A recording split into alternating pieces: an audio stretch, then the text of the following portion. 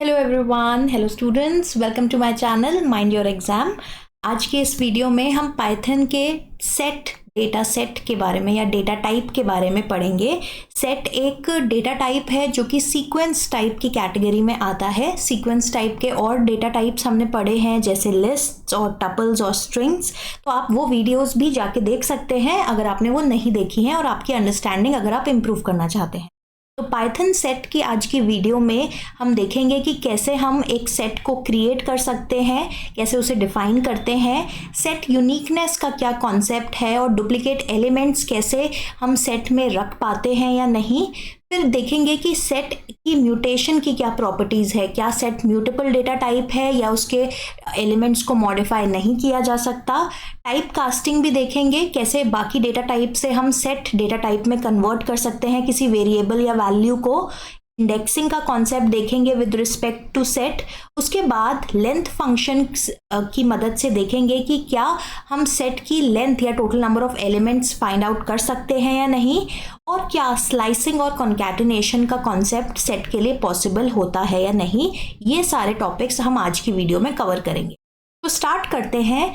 Set होता क्या है? सेट बेसिकली एक सीक्वेंस डेटा टाइप है पाइथन में, लेकिन एक अनऑर्डर्ड डेटा टाइप है। सीक्वेंस है मतलब एक या एक से ज़्यादा एलिमेंट्स आ सकते हैं एक सेट में, लेकिन अनऑर्डर्ड है मतलब किसी भी ऑर्डर में वो एलिमेंट स्टोर करता है पाइथन इंटरप्रेटर। ये कॉन्सेप्ट आगे चल के धीरे धीरे इस वीडियो के एंड तक आपको क्लियर हो जाएगा। सबसे पहले देखते हैं कि एक सेट हम डिक्लेयर कैसे करते हैं। जैसे कि मैंने बताया कि सेट एक सिंगल या मल्टीपल एलिमेंट को कंटेन कर सकता है, तो अगर हम एक सिंपलेस्ट सिंगल एलिमेंट का सेट बनाए जिसमें एक ही वैल्यू है तो हम कैसे बनाएंगे? सेट को हम कर्ली ब्रैकेट से डिक्लेयर करते हैं, मतलब सेट को डिफाइन या डिक्लेयर करने के लिए हम कर्ली ब्रैकेट्स का इस्तेमाल करते हैं। और यहाँ पे अगर हमें एक ही वैल्यू लिखनी है सेट में, तो हमने यहाँ पे एक वैल्यू लिखी है, फिर इस वेरिएबल जिसका नाम है सेट उसको प्रिंट कराया है और इस वेरिएबल का डेटा टाइप प्रिंट कराया है यूजिंग द टाइप फंक्शन। अब टाइप फंक्शन क्या होता है ये हमने डिटेल में डेटा टाइप्स की वीडियो में स्टडी किया है। उसका लिंक मैंने टॉप राइट कॉर्नर में डिस्क्रिप्शन में भी दिया है, टॉप राइट कॉर्नर में इस वीडियो में भी दिया है। आप उस वीडियो में भी जाके टाइप फंक्शन को डिटेल में समझ सकते हैं। तो अब पहले इस सेल को एग्जीक्यूट जब हमने किया, आप देख सकते हैं एक सिंगल एलिमेंट सेट बनाने के लिए आपको सिर्फ उस एलिमेंट को मेंशन वहां पे करना है। वो किसी भी डेटा टाइप का एलिमेंट हो सकता है। जैसे हमने लास्ट वीडियो में देखा था कि टपल्स के लिए हमें एक कॉमा लगाने की ज़रूरत होती है सिंगल एलिमेंट टपल बनाने के लिए, ऐसी कोई रिक्वायरमेंट सेट की नहीं होती। तो ये एक डिफरेंस है सेट और टपल में। नेक्स्ट देखते हैं कि हम एक एम्प्टी सेट कैसे बनाएंगे। अब एम्प्टी सेट बनाने के लिए आपको लगेगा क्योंकि हम एलिमेंट नहीं मेंशन करना चाह रहे, कोई एलिमेंट नहीं स्टोर कराना चाह रहे, तो हमें सिर्फ डायरेक्टली दो कर्ली ब्रैकेट, ओपनिंग और एंडिंग कर्ली ब्रैकेट यूज करने हैं और उसे एक वेरिएबल में असाइन करना है। ऐसा करने से आपको एक एम्प्टी सेट नहीं मिलेगा। अगर मैं ये रिमेनिंग स्टेटमेंट्स को कमेंट करूं तो यहाँ पे आप देखेंगे जब मैंने इस सेट ऑफ स्टेटमेंट्स को एग्जीक्यूट करा, आपने जब सेट को डबल मतलब सिर्फ ओपनिंग और एंडिंग कर्ली ब्रैकेट से डिक्लेयर करा है, तो इसका डेटा टाइप या क्लास आ रही है डिक्शनरी, क्योंकि डिक्शनरी भी कर्ली ब्रैकेट से ही डिक्लेयर की जाती है। तो एक एम्प्टी सेट बनाने के लिए आपको सेट का फंक्शन, जो बिल्ट इन फंक्शन है या प्री डिफाइंड फंक्शन है पाइथन का, वो यूज़ करना पड़ेगा। तो एम्प्टी सेट के लिए आपको सेट फंक्शन लिखना है, उसके राउंड ब्रैकेट्स लिखने हैं, और अगर कोई वैल्यू नहीं स्पेसिफाई करनी इस सेट में तो आपको इन राउंड ब्रैकेट्स के अंदर कोई वैल्यू या एलिमेंट नहीं लिखना। अदरवाइज अगर आप एक नॉर्मल सेट बनाना चाहते हैं जिसमें कुछ वैल्यूज हैं, तो आप इस सेट के राउंड ब्रैकेट्स, सेट फंक्शन के राउंड ब्रैकेट्स के अंदर वो वैल्यूज मेंशन कर सकते हैं। अभी हमें एक एम्प्टी सेट बनाना है, तो मैंने एस वेरिएबल में एक एम्प्टी सेट असाइन किया है, फिर मैं उसे प्रिंट करा रही हूँ और उसका डेटा टाइप चेक करेंगे। तो यहाँ पे जो लास्ट के दो स्टेटमेंट्स हैं आप देख सकते हैं, वो एक एम्प्टी सेट है और यहाँ पे हमें एक सेट क्लास का वेरिएबल मिल गया है इस पर्टिकुलर सेट ऑफ स्टेटमेंट से। तो एम्प्टी सेट के लिए आपको सेट फंक्शन यूज करना है, ठीक है। अब आते हैं सेट को डिक्लेयर करते हैं या बनाते हैं, क्रिएट करते हैं होमोजीनियस एलिमेंट से। होमोजीनियस मतलब कि सारे सेट में जितने भी एलिमेंट्स हैं वो सेम डेटा टाइप को बिलोंग करते हैं। यहाँ पे मैंने 3 एलिमेंट्स लिखे हैं 1 2 3, देख के ही पता लग रहा है कि ये तीनों इंटीजर्स हैं। तो यहाँ पे जब मैं इन स्टेटमेंट्स को एग्जीक्यूट करूंगी आप देख सकते हैं मैंने एक नॉर्मल सेट बनाया है जिसमें एक से ज़्यादा एलिमेंट्स हैं और सारे सेम टाइप के एलिमेंट्स हैं, और ये पूरा वेरिएबल सेट क्लास को या डेटा टाइप को बिलोंग करता है। अब एक सेट में एक से ज़्यादा एलिमेंट्स हो सकते हैं और ऐसा भी हो सकता है कि वो सारे एलिमेंट्स सेम डेटा टाइप को बिलोंग ना करें। यहाँ पे हमने एक इंटीजर डेटा टाइप का वैल्यू लिखी है 500 और ये है एक स्ट्रिंग डेटा टाइप की वैल्यू। स्ट्रिंग्स के कॉन्सेप्ट को हमने डिटेल में अपनी प्लेलिस्ट में एक सेपरेट वीडियो में कवर किया है, उसका लिंक टॉप राइट कॉर्नर पे है, आप चाहें तो उस वीडियो को देख सकते हैं स्ट्रिंग्स को क्लियरली अंडरस्टैंड करने के लिए।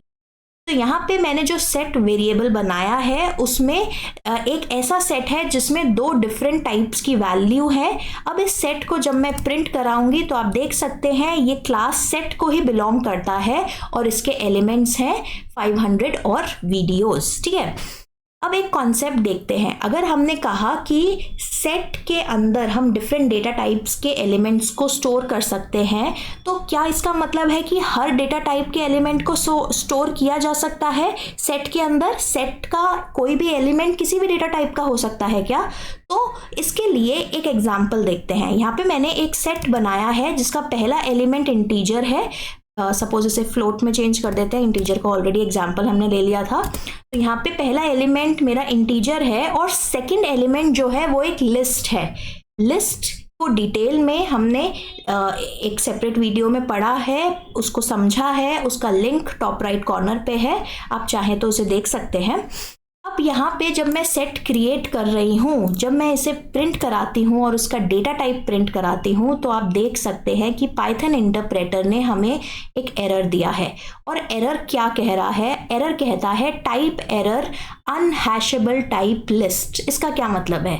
देखिए, सेट नहीं अलाउ करता एज एन एलिमेंट एक लिस्ट और एक डिक्शनरी को अपने अंदर। मतलब अगर आप एक सेट क्रिएट कर रहे हैं तो उसके कौन कौन से वैल्यूज आ सकती हैं उस सेट में, उसमें आप इंटीजर लिख सकते हैं, फ्लोट लिख सकते हैं, कॉम्प्लेक्स लिख सकते हैं, स्ट्रिंग्स भी लिख सकते हैं, टपल्स भी लिख सकते हैं।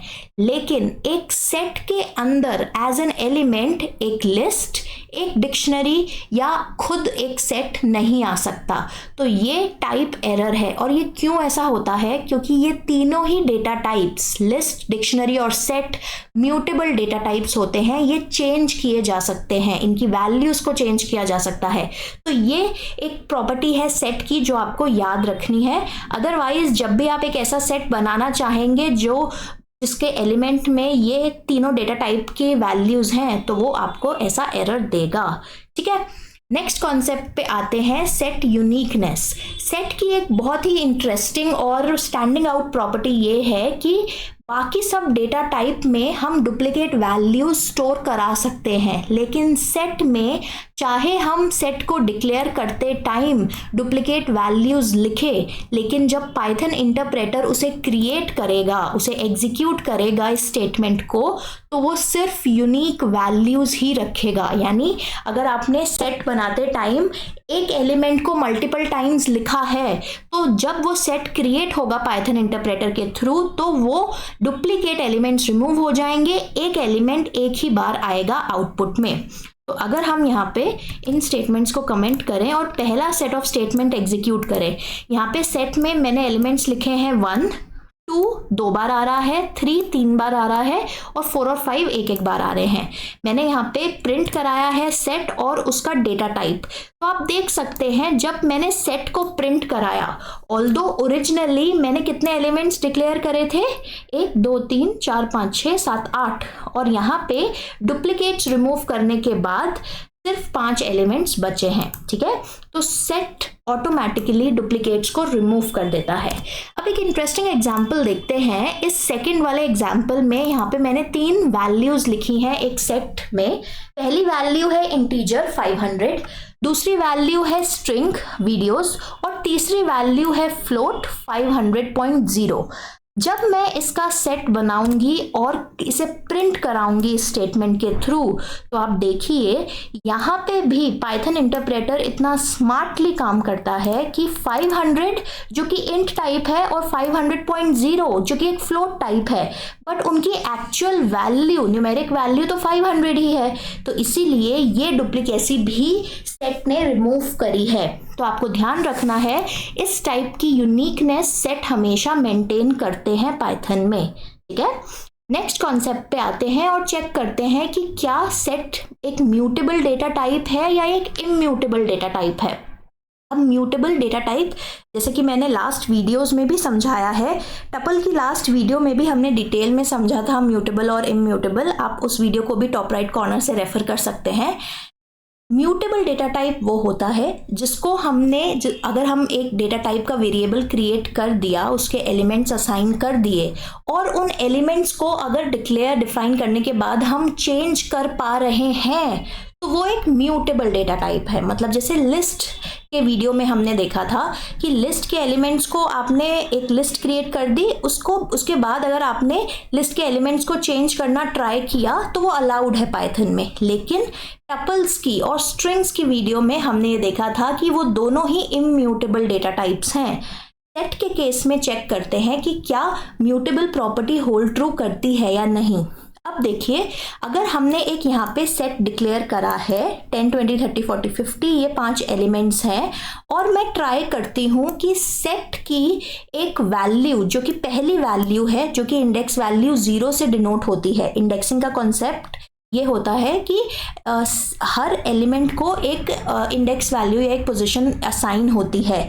सेट के केस में इंडेक्सिंग अलाउड है या नहीं, ये भी हम आगे देखेंगे इस वीडियो में। अभी के लिए आप बस इतना समझिए कि इस स्टेटमेंट से मैं पहला एलिमेंट 10 की जगह 60 करना चाह रही हूँ, ठीक है। अगर मैं इस तरह का कोई स्टेटमेंट एग्जीक्यूट करती हूँ तो यहाँ पे आप देख सकते हैं set object does not support item assignment. तो यहाँ पे जो हमारा क्वेश्चन था कि set is a mutable data type, मतलब ये अगर इसे मैं लिखूं करेक्ट करके तो set is not a mutable data type, ये सेट एक इम्यूटेबल डेटा टाइप है, ठीक है। तो यहाँ पे आपने देखा कि हम सेट की वैल्यूज को असाइन करने के बाद चेंज नहीं कर पा रहे हैं यहाँ पे, ठीक है। अब एक सवाल आता है कि यहाँ पे सेट जो पहले मैंने स्टेटमेंट लिखा था, फिर क्या वो स्टेटमेंट गलत था कि सेट एक म्यूटेबल डेटा टाइप है? नहीं। देखिए, सेट को हम डायरेक्टली इंडेक्सिंग की मदद से चेंज नहीं कर सकते, लेकिन यानी इस तरीके से एलिमेंट्स को इंडेक्स वैल्यू असाइन करके चेंज नहीं कर सकते, लेकिन कुछ अलग फंक्शंस हैं, ऐड और रिमूव फंक्शन, जिसकी हेल्प से, अपडेट फंक्शन, जिसकी हेल्प से हम सेट के एलिमेंट्स को रिमूव करके फिर नए एलिमेंट्स ऐड कर सकते हैं। तो यहाँ पे क्योंकि ये कंफ्यूजन है, इसीलिए पाइथन के डेवलपर्स ने 2 अलग तरीके के सेट डिफाइन करे हैं पाइथन में। एक नॉर्मल सेट जिसे हम चेंज कर सकते हैं, लेकिन इंडेक्सिंग की मदद से नहीं। इंडेक्सिंग की मदद से क्यों नहीं? क्योंकि सेट एक अनऑर्डर्ड अनइंडेक्स्ड सीक्वेंस टाइप है। इसमें जो हम एलिमेंट्स लिखते हैं उसको, उन एलिमेंट्स को कोई पोजीशन या इंडेक्स वैल्यू असाइन नहीं होती, ठीक है। तो इसलिए हम इंडेक्सिंग का कॉन्सेप्ट सेट में नहीं अप्लाई कर सकते, और क्योंकि इंडेक्सिंग का कॉन्सेप्ट नहीं अप्लाई कर सकते तो इंडेक्सिंग को यूज करके हम सेट के एलिमेंट्स को चेंज नहीं कर सकते, ठीक है। तो इस तरीके से हम सेट के एलिमेंट्स को चेंज नहीं कर सकते, लेकिन अलग फंक्शंस ऑलरेडी जो पाइथन में डिफाइंड है, जैसे ऐड, रिमूव, अपडेट फंक्शन, जो हम देखेंगे इस वीडियो में आगे, उनकी मदद से आप सेट के एलिमेंट्स को रिमूव करके फिर नए ऐड कर सकते हो। और क्योंकि सेट में ऑर्डर ऑफ एलिमेंट्स मैटर नहीं करता, तो चाहे तो पोजीशन का कोई कॉन्सेप्ट नहीं है। आपने चाहे पहला एलिमेंट रिमूव किया और आपने ऐड करा एक और एलिमेंट उसकी जगह, ज़रूरी नहीं है वो पहले एलिमेंट की जगह पे ही आएगा, वो सेट में ज़रूर होगा लेकिन वो किसी भी पोजीशन पे आ सकता है। इसका भी एग्जाम्पल हम आगे देखेंगे। तो अभी के लिए आप ये समझिए कि पाइथन में जो एक नॉर्मल सेट की हम बात करते हैं उसे चेंज या म्यूटेट किया जा सकता है ऐड रिमूव फंक्शन की मदद से, इंडेक्सिंग से नहीं। और अगर हमें एक ऐसा सेट बनाना है जिसे हम चेंज नहीं, जिसके एलिमेंट्स को हम चेंज नहीं करना चाहते, जिसे हम इम्यूटेबल बनाना चाहते हैं, तो उस केस में हमें फ्रोजन सेट का कॉन्सेप्ट यूज करना पड़ेगा। ठीक है, फ्रोजन सेट का कॉन्सेप्ट अभी इस वीडियो में हम नहीं डिस्कस करेंगे, उसके लिए एक अलग से डिक्लेरेशन होती है फ्रोजन सेट के नाम से। अभी के लिए हम सिर्फ नॉर्मल सेट जिनको हम मॉडिफाई या म्यूटेट कर सकते हैं ऐड रिमूव से, उसके बारे में डिस्कशन करेंगे।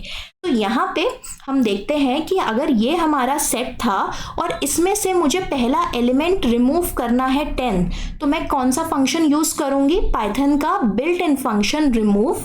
मैंने सेट का नाम लिखा, डॉट ऑपरेटर लगाया और उसके बाद रिमूव फंक्शन को कॉल किया।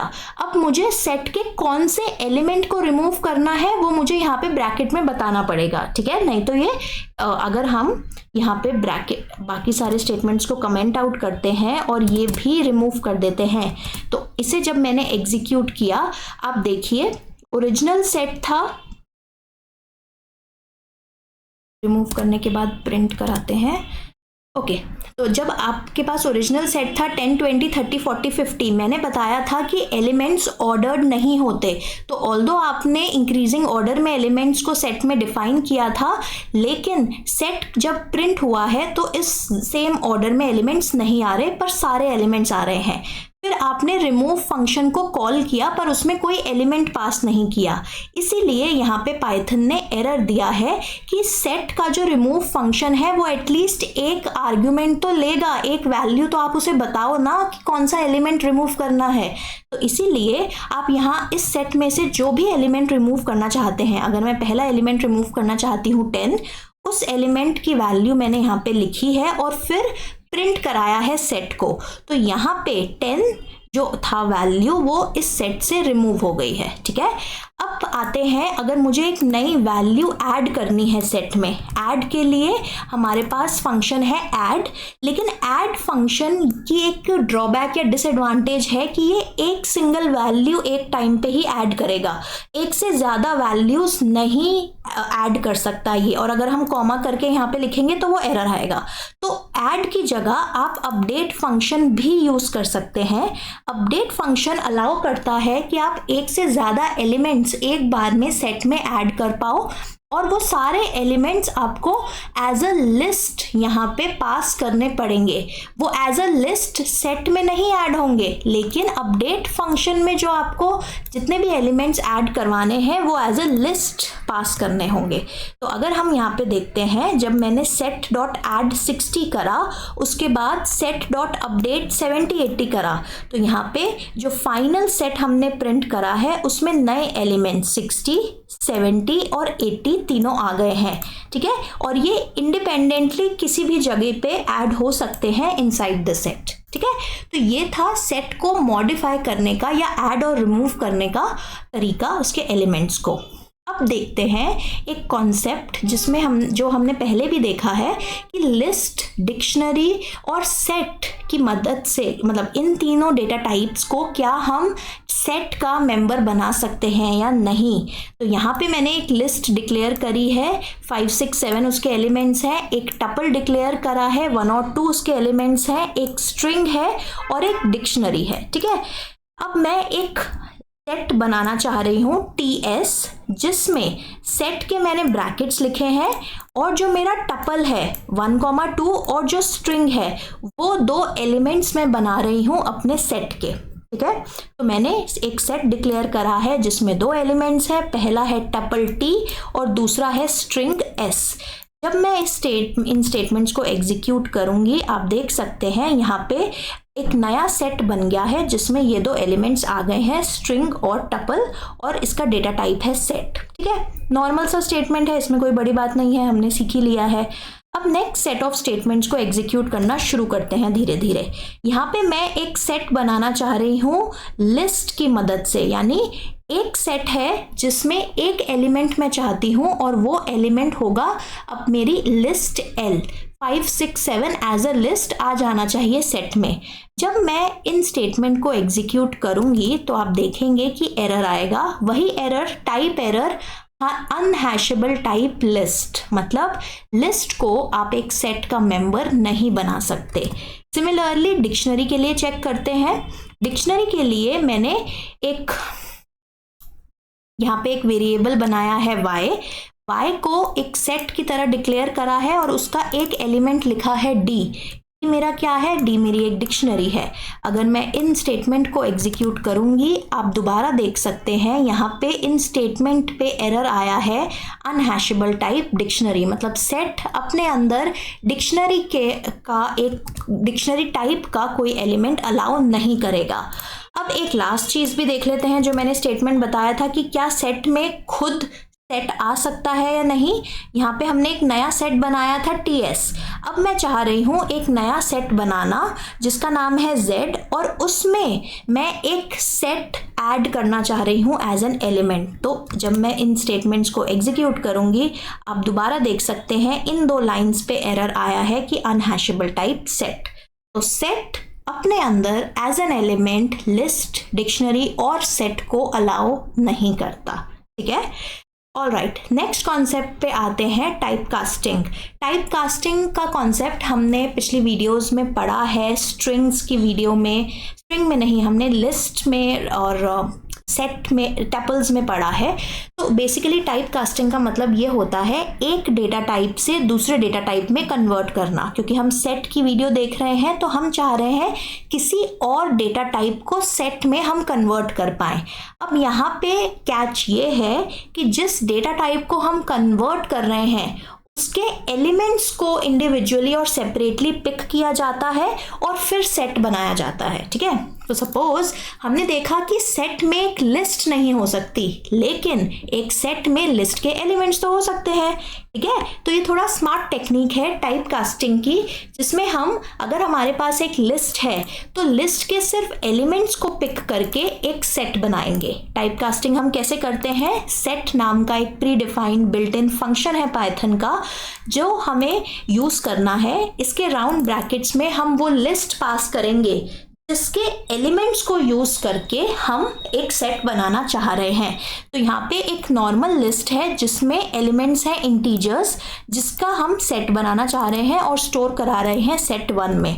जब मैं इसे एग्जीक्यूट करती हूँ तो आप देख सकते हैं कि लिस्ट के एलिमेंट्स से हमने एक सेट बना दिया है। अब देखो, एक चीज ट्राई करते हैं। सपोज यहाँ पे मेरा जो 3rd एलिमेंट होता वो खुद में ही एक लिस्ट होता, तो क्या तब भी टाइप कास्टिंग वर्क करेगा? नहीं, टाइप कास्टिंग वर्क नहीं करेगा। आप इतना ओवर स्मार्ट नहीं बन सकते पाइथन इंटरप्रेटर के साथ। अगर कोई भी ऐसा एलिमेंट है टाइप कास्टिंग के टाइम पे भी जो लिस्ट, डिक्शनरी या सेट है, तब भी टाइप कास्टिंग फेल हो जाएगी, जैसे कि हमने पहले देखा। ठीक है, अब कन्वर्ट करते हैं एक स्ट्रिंग को एक सेट में। जब हमारे पास एक स्ट्रिंग होता है और उसे हम टाइप कास्ट कर रहे हैं एक सेट में, तो स्ट्रिंग का हर एक कैरेक्टर एक सेपरेट एलिमेंट बनेगा टाइप कास्टिंग के बाद। ठीक है, तो इसका आउटपुट आप देख सकते हैं। यूट्यूब में कितने कैरेक्टर्स थे? 7 कैरेक्टर्स हैं, लेकिन यहाँ पे यू कैरेक्टर 2 बार रिपीट हो, मतलब एक बार रिपीट हो रहा है, 2 बार अकर हो रहा है। तो जब इसका सेट आपने बनाया तो यहाँ पे कितने कैरेक्टर्स आए? 6 कैरेक्टर्स। सारे कैरेक्टर्स हैं, बस यू एक बार अपीयर हो रहा है। तो इस तरीके से स्ट्रिंग को आप टाइपकास्ट कर सकते हैं सेट में, मतलब स्ट्रिंग के जितने भी एलिमेंट्स हैं उसके इंडिविजुअल कैरेक्टर्स से एक सेट बना सकते हैं। अब देखते हैं कि डिक्शनरी के भी एलिमेंट से सेट बन सकता है या नहीं। जब हमने यहाँ पे एक डिक्शनरी क्रिएट करी, इसमें 2 एलिमेंट्स हैं। पहला एलिमेंट है एक की वैल्यू पेयर। हर डिक्शनरी में हम आगे की वीडियो में देखेंगे कि हर एलिमेंट पेयर के फॉर्म में प्रेजेंट होता है। पहला पेयर है नेम और MYE और दूसरा पेयर है वीडियोस और 500। ठीक है, ये पेयर कैसे हैं? क्योंकि ये कोलन से सेपरेट हो रहे हैं, आप यहाँ पे देख सकते हैं। ठीक है, अब जब हम एक डिक्शनरी को सेट में कन्वर्ट करने का ट्राई करते हैं तो क्या होता है? पाइथन इंटरप्रेटर सिर्फ कीज को पिक करता है। डिक्शनरी में हर एलिमेंट एक की वैल्यू पेयर में है, मतलब कोलन से पहले वाली जो कंटेंट है उसे हम की कहते हैं और कोलन के बाद वाला कंटेंट को वैल्यू कहते हैं। तो नेम एक की है पहले डिक्शनरी के एलिमेंट की और वैल्यू है MYE। ऐसे ही ये है डिक्शनरी का दूसरा एलिमेंट जिसकी की है वीडियोस और उसकी वैल्यू है 500। तो जब आप एक डिक्शनरी को सेट में कन्वर्ट करते हो तो सिर्फ कीज जो होती हैं उनको सेट में रखा जाता है, वैल्यूज को रखा नहीं जाता। ये एक इंपॉर्टेंट कॉन्सेप्ट है, आपको ध्यान में रखना है। लास्ट कन्वर्जन पे आते हैं या टाइप कास्टिंग पे आते हैं। इसमें मैंने एक टपल बनाया है, टपल को सेट फंक्शन की मदद से मैं कन्वर्ट कर रही हूँ सेट में। जब मैंने इसे एग्जीक्यूट किया तो नॉर्मली टपल के जितने भी एलिमेंट्स थे वो यहाँ पे सेट में कन्वर्ट हो गए हैं और सेट में आ गए हैं, राइट। नेक्स्ट हमारा कॉन्सेप्ट है इंडेक्सिंग का। जैसे कि मैंने ऑलरेडी आपको एक्सप्लेन किया है कि सेट में इंडेक्सिंग का कॉन्सेप्ट नहीं अप्लाई होता, ना पॉजिटिव इंडेक्सिंग ना नेगेटिव इंडेक्सिंग। इंडेक्सिंग ये होती है कि हर एलिमेंट को कोई हम पोजीशन नंबर या इंडेक्स वैल्यू दे देते हैं, जो कि लिस्ट में, स्ट्रिंग में, टपल्स में अलाउड होता है, लेकिन सेट अलाउ नहीं करता। तो हम देख लेते हैं यहाँ पे जब आप ट्राई करते हो जो इस सेट के एलिमेंट को एक्सेस करना, तो यहाँ पे आपको टाइप एरर मिलता है, सेट ऑब्जेक्ट इज नॉट सब्सक्रिप्टेबल। इसका मतलब है कि आप इसमें इंडेक्सिंग नहीं अप्लाई कर सकते, ठीक है, ना पॉजिटिव इंडेक्सिंग ना नेगेटिव इंडेक्सिंग। ओके, अगर हम ये पॉजिटिव इंडेक्सिंग वाला कमेंट कर दे स्टेटमेंट तो नेगेटिव इंडेक्सिंग वाले पे भी सेम ही एरर देगा पाइथन। तो सेट में पॉजिटिव नेगेटिव कोई भी इंडेक्सिंग अलाउड नहीं है, राइट। नेक्स्ट कॉन्सेप्ट पे आते हैं, जो थर्ड लास्ट कॉन्सेप्ट है हमारी वीडियो का। बेसिकली अगर हमारे पास एक सेट है तो हाँ, उस सेट में कितने एलिमेंट्स हैं, क्या हम उसकी काउंट, उसका नंबर फाइंड आउट कर सकते हैं, लेंथ फाइंड आउट कर सकते हैं क्या हम सेट की।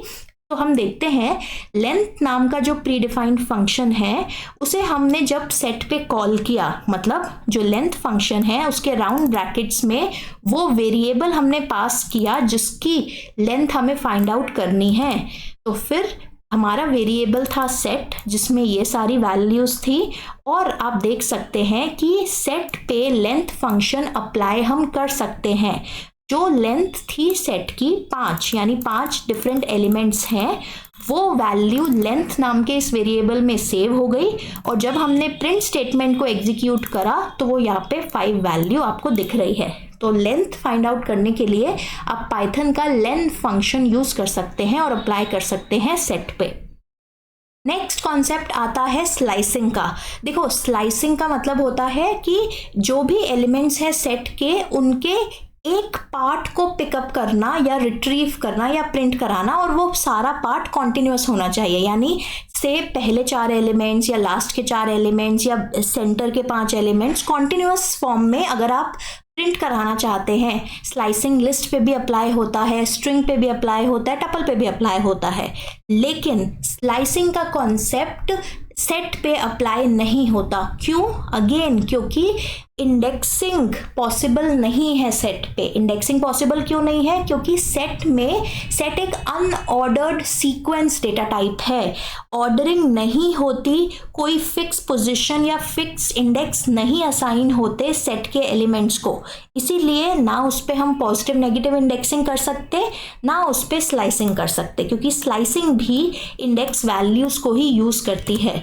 तो हम ये स्टेटमेंट जब एग्जीक्यूट करेंगे आप देख सकते हैं यहाँ पे भी सेम ही एरर आएगा कि सेट पे आप सब्सक्रिप्टिंग या इंडेक्सिंग नहीं अप्लाई कर सकते। स्लाइसिंग का कॉन्सेप्ट सेट के लिए वैलिड नहीं है। अब आते हैं नेक्स्ट और लास्ट कॉन्सेप्ट पे, सेट कॉन्कैटिनेशन। कॉन्कैटिनेशन का मतलब ये होता था कि आपको जो 2 सेट, मतलब अगर 2 एंटिटीज गिवन हैं उनको मैं कॉन्कैटिनेट करना चाह रही हूँ तो कॉन्कैटिनेटेड वैल्यू में या आउटपुट में क्या आना चाहिए? पहले एंटिटी के सारे एलिमेंट्स, उसके बाद दूसरी एंटिटी के सारे एलिमेंट्स। तो बेसिकली हम 2 एंटिटीज को जब ज्वाइन कराना चाहते हैं, पहले एंटिटी के सारे एलिमेंट्स आ जाए उस फॉलोड बाय दूसरी एंटिटी के सारे एलिमेंट्स, तब उसे कॉन्कैटिनेशन कहते हैं। एट द लास्ट ज्वाइन कराना, एट द लास्ट अपेंड कराना कॉन्कैटिनेशन होता है, ठीक है।